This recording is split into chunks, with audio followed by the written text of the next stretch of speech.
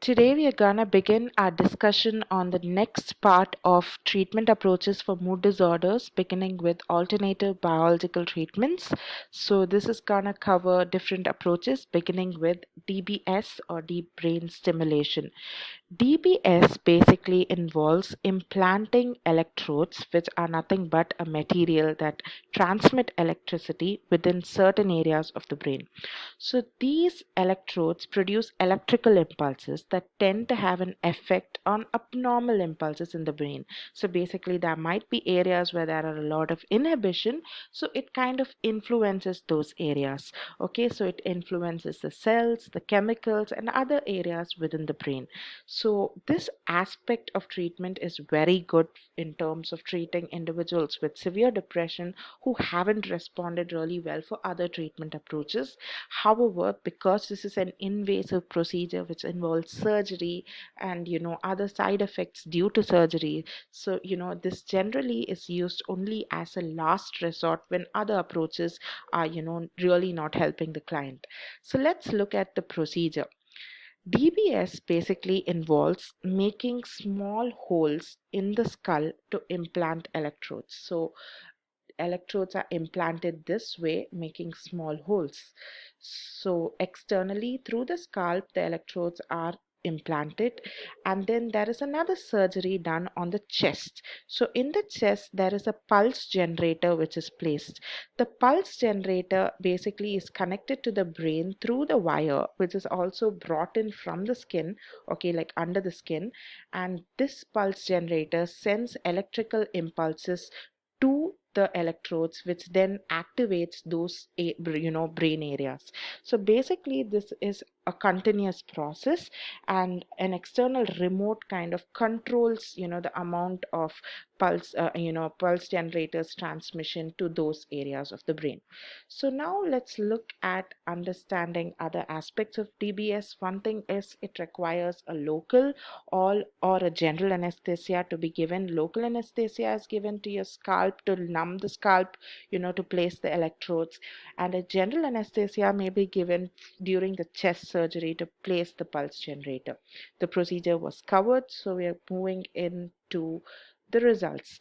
DBS generally is very helpful, okay, it because it is helps in alleviating symptoms of depression, but however we cannot say it is a definite cure. Okay, it does require management with other medications, which include mood stabilizers and other antidepressants. There are also side effects. So side effects of stimulation are muscle tightness of the face or the arm. There could be speech problems, there could be vision problems, which could be you know double vision. Then there are other side effects of surgery in itself, like seizures, infections and confusion, headaches, stroke, temporary pain and swelling, difficulty concentrating, and all of these symptoms of surgery are generally tend to be evident for a period of time, but after which it kind of leaves. So this is DBS. Next, we're gonna look at electroconvulsive therapy. Electroconvulsive therapy is often used on clients who are at severe levels of depression with suicidal ideations and psychotic features. So this is done because, as discussed in our previous video, the antidepressants basically require about 3 to 5 weeks for its effects to show up. So in order to combat its effects, when the client is really being very maladaptive and very self-harming or harming the people around, or is not really compliant, is basically non-compliant to taking medications, that's when ECT is considered. ECT, however, has a lot of stigma attached to it. Okay, so why such a stigma? It is because of the past considerations of ECT. ECT was in the past induced with high doses of electricity, so because of which there were a lot of effects like memory loss, fractured bones, and varied other side effects. But however, you need to know that now it's not so. Okay, currently ECT has its own framed procedures and its own limits for the dosage of electricity. So let's look at the current ECT procedures. Beginning with, ECT has a lot of things that you do before the treatment. So first is the physical examination, wherein the doctor examines your heart rate, your respiration, and all of that to check if you're medically fit to go through the procedure. Next comes general anesthesia. So with regards to general anesthesia is provided, so which means there will be a lot of dietary restrictions. So in case you're taking the procedure next day morning, probably you will be advised not to eat any food or water from the previous day, midnight or so. Okay, so that will be your dietary restrictions for your general anesthesia. Then there is an intravenous tube insertion. This intravenous tube is basically inserted into your arm or your hand so that medications or fluids can be given. Next thing that happens is placement of electrodes. So electrode placement is a very important aspect, and this depends upon the client's needs. So electrodes can be placed either unilaterally or bilaterally. So unilateral placement means it is placed on the single side of the brain, so it influences the activity only on that particular side of placement. On the other hand, bilateral placement means it influences activity on both the sides of the brain. So according to the patient's needs, this is basically done. So that is with regards to placement of electrodes. So anesthesia is given. Along with anesthesia, another thing that is given is muscle relaxants. So this is used to help minimize the seizure damages and prevent further injury, because ECT basically induces a lot of electrical activity in the nervous system. So in order to prevent any muscle tear or other injuries, a muscle relaxant is basically provided. So let's look at the procedure now. So during the procedure, basically a blood pressure cuff is given. So this is placed, you can see it here, the blood pressure cuff. So this is placed either in your arm or in your leg, or sometimes in both the places. Okay, this is done in order to, for your ankle or say your foot, to stop, the muscle relaxants from entering your foot and affecting the muscles there, because this helps the people who are doing the procedure to monitor seizure activity by watching the movement in that particular place where the blood pressure cuff is placed. The next thing is an oxygen mask. Okay, an oxygen mask may be placed depending upon the client for adequate supply of oxygen. Then a mouth guard is generally given. A mouth guard is given so that you prevent the client from biting his or her mouth, teeth or tongue, so that there is no injury. So a mouth guard is placed. Next thing that happens is monitors are placed around. Okay, so like this, like you can see the ECT device here, the EEG monitors, the monitor that monitors your blood pressure, your oxygen levels, all of that is placed around to monitor the activity in the client's body. Next comes the administration. So brief, short, controlled bursts of electrical currents are then administered to the client. So internally the brain activity begins to increase drastically. Okay, so there is drastic levels of increase, and this is evident in the EEG monitor. Okay, so this basically levels off after the seizure is over, and then the client is brought into the recovery room. So after they wake up, they may show confusion and other things, but they generally come back to normal functioning. Okay, they may also respond slowly or have, few studies have pointed out of amnesia, but however generally they tend to function really well after the procedure. Okay, so what about the frequency? Generally 6 to 12 settings is advised for clients. Okay, so for alternate days mostly, so generally that's how it's done, and it's very good and effective for individuals who are severely depressed, and also people who are in their manic episodes. And generally, when they have the periods of remissions also, when you're giving such a treatment, it avoids recurrent episodes. So generally ECT has been very effective. Okay, so you need to know one thing, that though it's been a very effective treatment approach, maintenance is generally done using other drugs like lithium and other antidepressants, so that the effects of ECT kind of remain.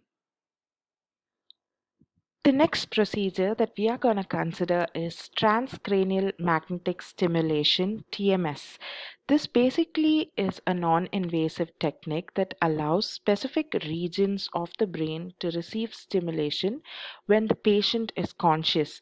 It induces electrical activity in certain parts of the cortex using magnetic fields. So it is a very safe procedure compared to the other procedures discussed so far. So let's look at the procedure.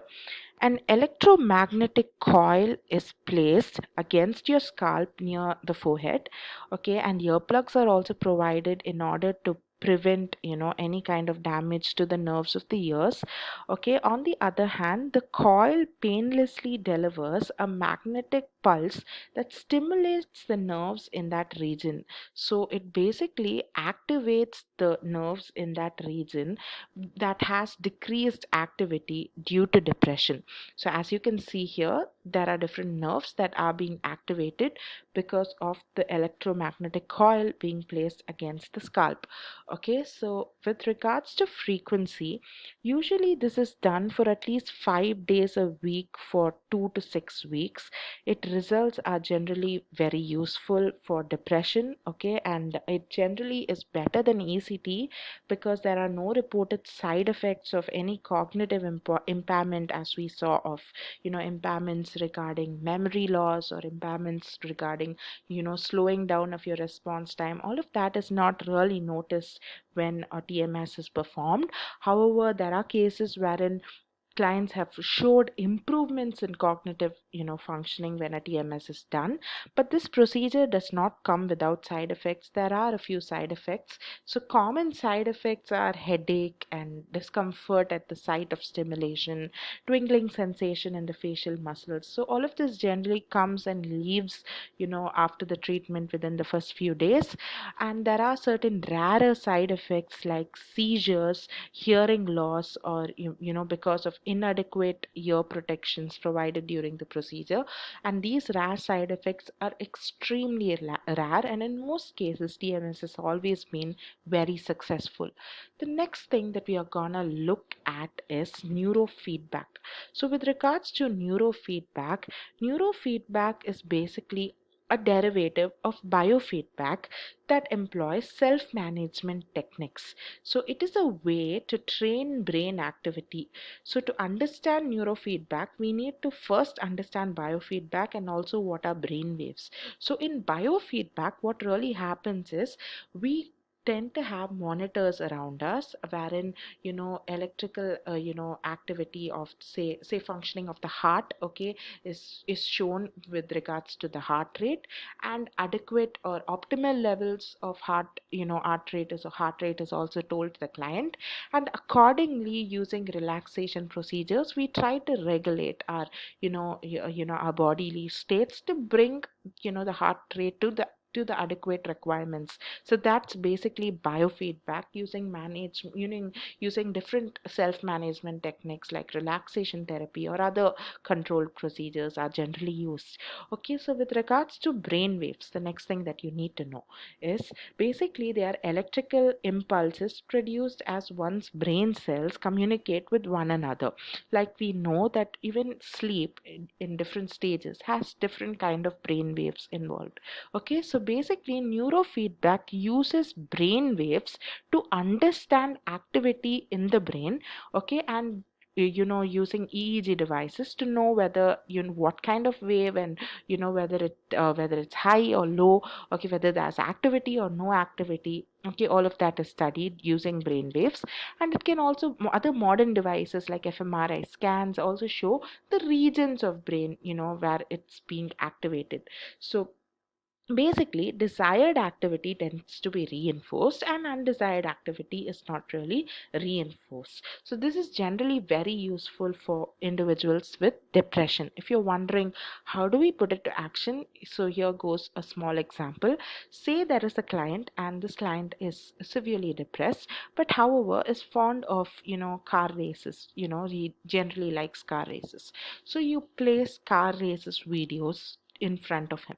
So as he watches car races, you notice that there is a sudden spark of electrical activity in certain brain regions of his brain. Okay, and the brain waves are also notified.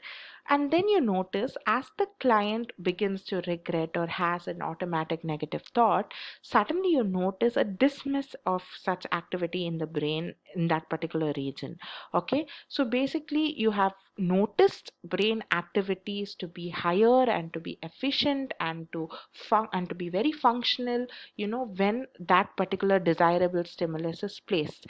So every time the client moves away from such desirable activity, you kind of try to push the client to understand that he's moving from the optimal, and the client also tries to regulate and bring back focus on the car race. Are you able to follow what I'm trying to say? So in this way they kind of regulate their brain activity in order to slowly generalize it into their day-to-day life, wherein they are able to monitor that, okay, I'm drifting away from what I'm currently supposed to be doing. I'm working on this, and I'm not supposed to have such negative thoughts at the moment. So they begin to generalize it in their day-to-day life. So this is proved to be a little effective when it comes to depression for their functionality. The next thing that we're going to look at is bright light therapy. So bright light therapy was originally used to treat seasonal affective disorder. So this procedure involves you being seated near a device called a light therapy box. So the client is basically placed in front of this light therapy box, and this light therapy box mimics light of that you actually get outdoor. Okay, so light therapy is thought to be effective to to influence brain chemicals linked to mood and sleep, and thus relieve symptoms of depression as well. However, this does not come without side effects. There are a few side effects that are manageable. Okay, so these side effects are very short lived, and they are because of the light. For example, eye strain and headache and nausea because of being exposed to such a bright light. So these can be managed, however. So bright light therapy is a very innovative modern approach to treat depression now, okay, apart from only seasonal affective disorder. So here we come to an end of our discussion of alternative biological approaches. I hope you've all enjoyed the video. I hope you've all understood what I was trying to convey. If you have any doubts, kindly notify. Thank you.